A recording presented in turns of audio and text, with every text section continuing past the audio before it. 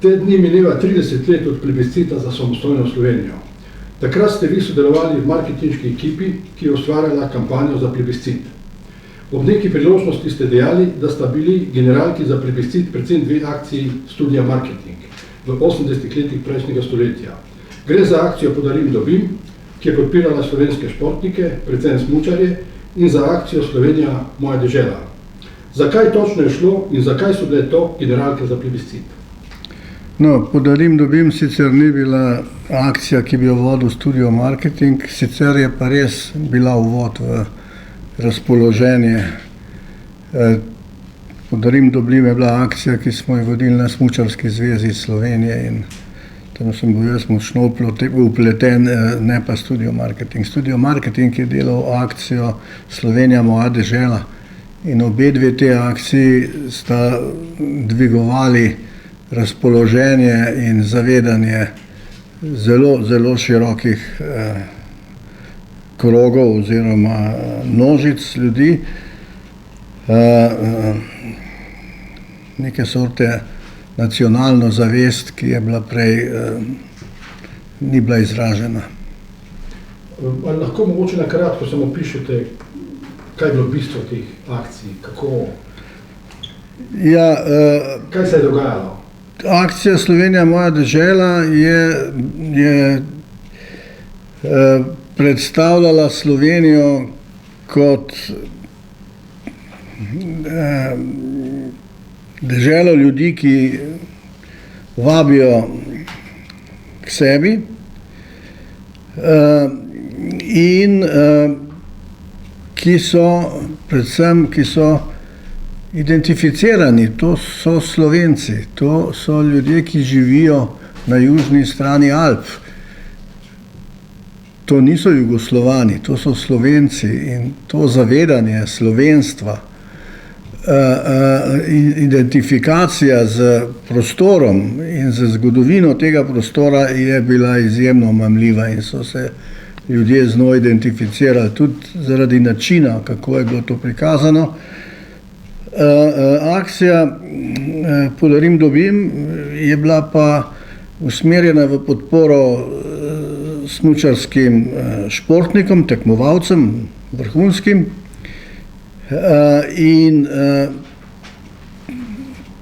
preko tega, da so ljudje zbirali denar na en simpatičen, tudi duhovit način, se je ena silna energija sprostila.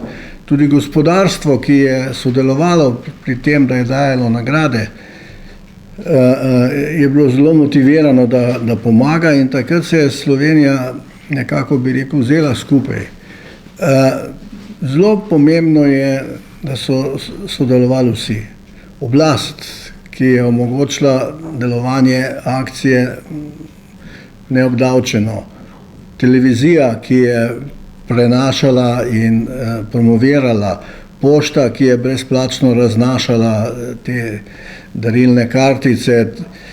Vse gospodarstvo, ki je pomagalo. To je bila res nacionalna akcija visoke intenzivnosti, zelo emocionalna in trudili smo se jo delati zelo simpatično, zaradi česar smo dosegli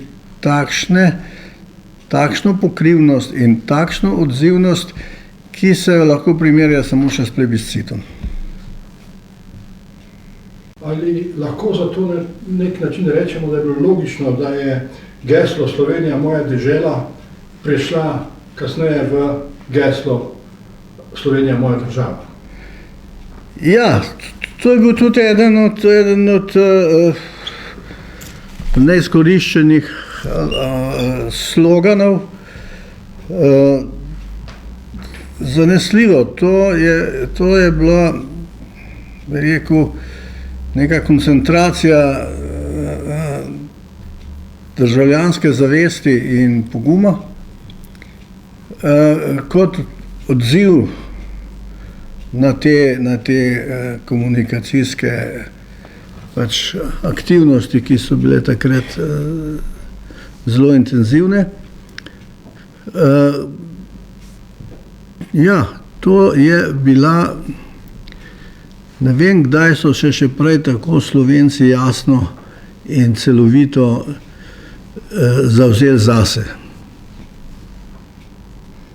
Kako so pa potekale priprave za kampanjo, za plebiscit? Kako je nanjo vplivalo takratno politično stanje v Sloveniji in Jugoslaviji? Ja, to sta dve fronti bili, ne. Prva fronta je slovenska, kjer zdaj obstaja nek mit o neki strašni enotnosti, ki jo ne bomo nikoli več dosegli, ampak takrat smo bili tako skregani, ker še zdaj niti slučajno nismo. Je pa seveda res, da je takrat bila skupna fronta, na kateri, ki je bila pomembnejša. Samo ta fronta je bila izrazita, jasna, ne tako, kot zdaj, ki je virus, ki ga ne vidiš in ki se ga ne da identificirati.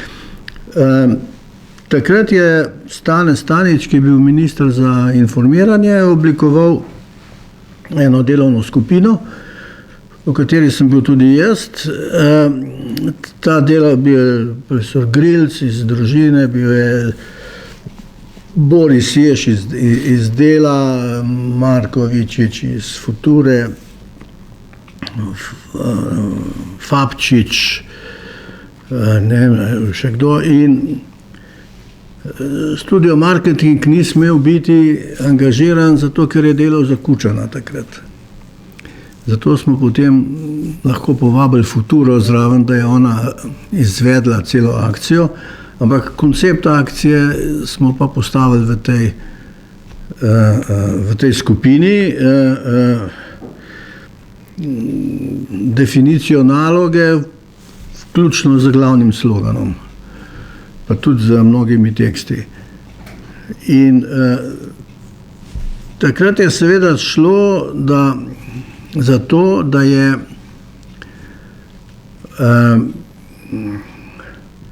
da je imeti svojo državo fino za vse. Tle smo se vsi strinjali, to bi bilo res fajn imeti svojo državo, nikoli jo prej nismo imeli, ker naenkrat si državljan svoje države, to ni bilo sporno.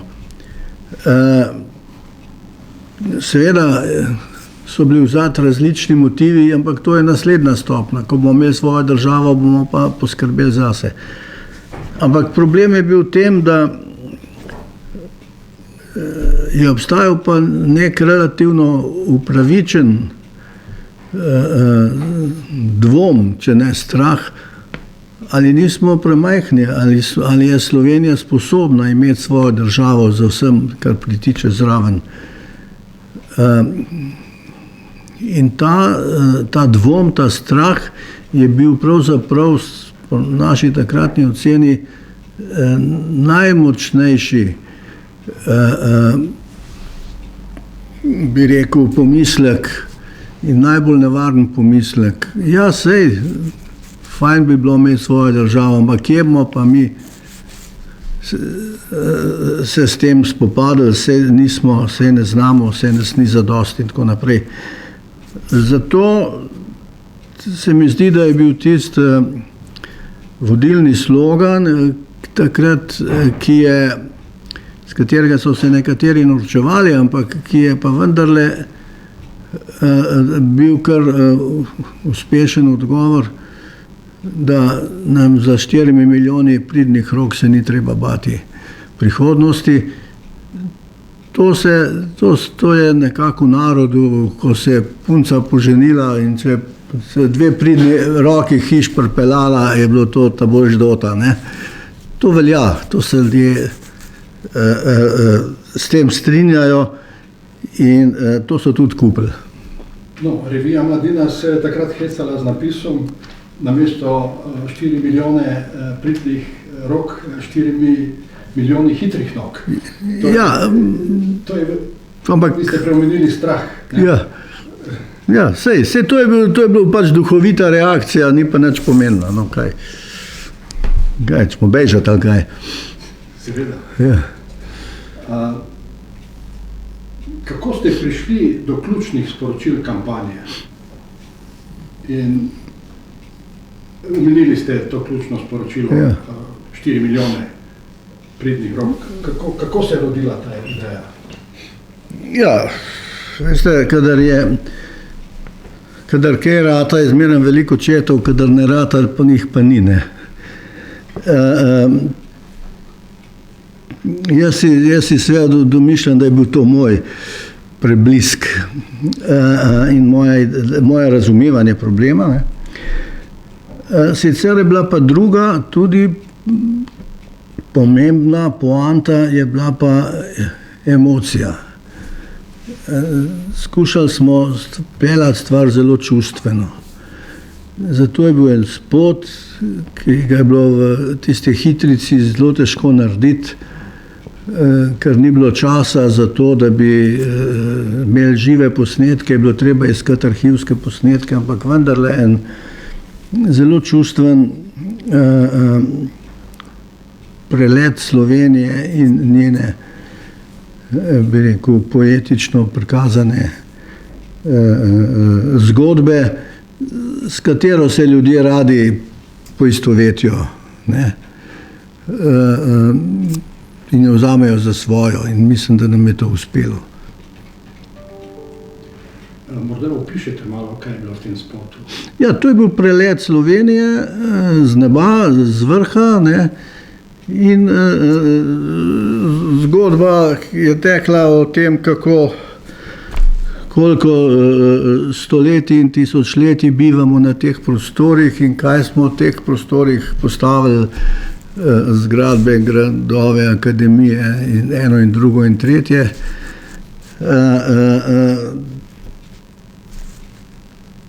Kaj smo imeli, kaj so nam vzeli, kaj smo si priborili in kaj bomo zdaj spet zgradili. En tak poetičen tekst, ki je bil še kar uspešen v svoji, bi rekel, emocionalnosti. Vi ste strokovnjak za marketing, bili ste tudi novinar, urednik tednika Telex, direktor Dela, skratka medijski človek. Ja. Danes imamo na eni strani strankarske propagandne medije in normalne profesionalne medije. Analitik medijev, filozof Boris Vezjak temu pravi bipolarna motnja. V kaj se bo to razvilo? Ja. Odvisno od tega, kako se bo končalo to soočanje politične moči. Danes, če zmagajo, bi rekel, državotvorniki, ne,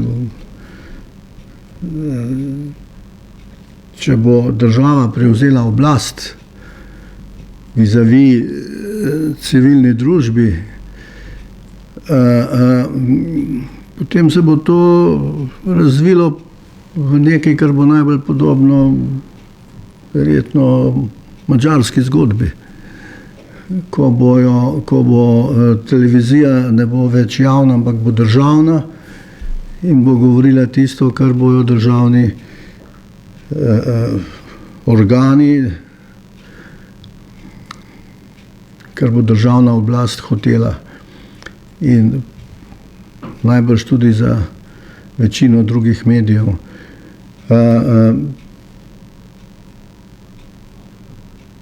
Ta opcija, ta nevarnost se mi zdi precej možna, precej blizu smo temu, da se nam to zgodi,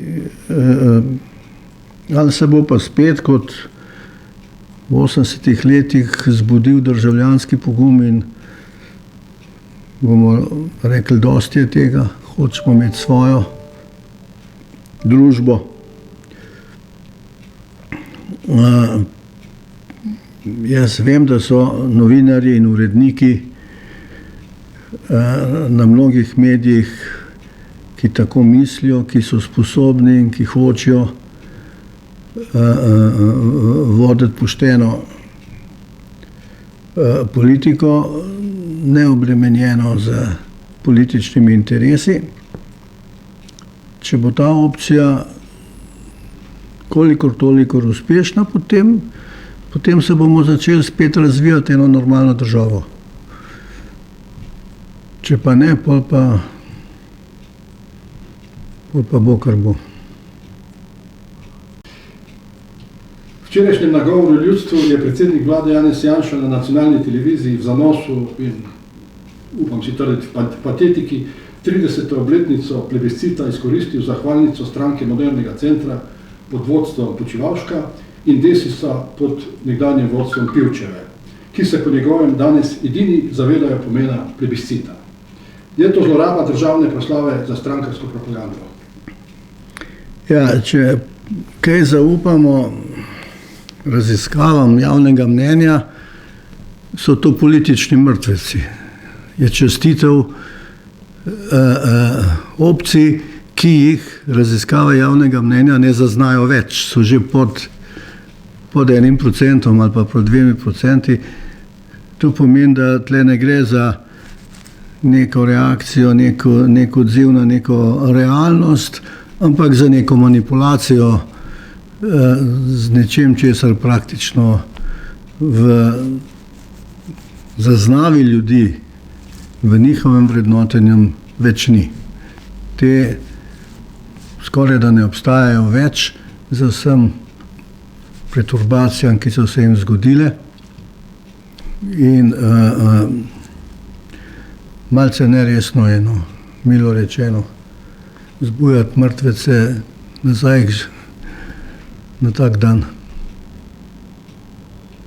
Med drugo svetovno vojno je bil simbol upora Triglav z napisom OF in tudi rdeča zvezda. Akcija za samostojno Slovenijo je potekala pod simbolom lipovega lista. Danes je simbol upora kolo, kolesarski protesti v petkih. Koliko so pri takšnih zadevah pomembni vizualni simboli oziroma vizualni nagovori? Ja, izjemno pomembni so, še posebej, če jih ljudje vzamejo za svoje. Če niso samo nek vizualni trik ali neka podoba, ki nima veliko vsebine. Kadar pa ima vsebino in kadar jo ljudje kupijo, takrat je pa to seveda izjemno pomembno. In lepo je, če so ta sporočila tudi duhovita. Če izražajo, da seveda neko intelektualno energijo vzad, kar recimo bicikl je. Tako se spomnimo tudi unga z Marksom. Vipotnikovem, ja. Skratka ima eno lepo simboliko. Čeprav je Kidrič rekel, da biciklisti so tisti, ki navzdol pritiskajo, navzgor se pa klanjajo. Danes je to sporočilo drugače. Obratno, ja. Obratno.